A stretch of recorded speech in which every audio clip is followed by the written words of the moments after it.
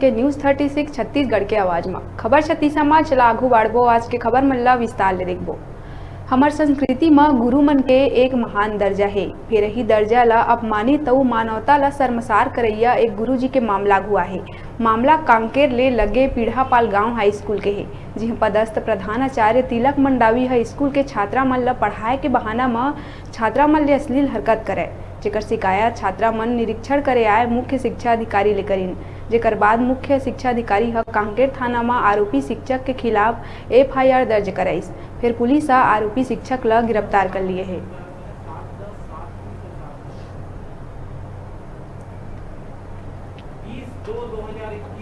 शिक्षा अधिकारी के रिपोर्ट पर पीढ़ापाल में पदस्थ प्राचार्य तिलक मंडावी के विरुद्ध छात्राओं से दुर्व्यवहार करने, अश्लीलता करने के संबंध में प्रथम सूचना पत्र दर्ज किया गया है। मामले में अपराध कानून दर्ज कर विवेचना की जा रही है।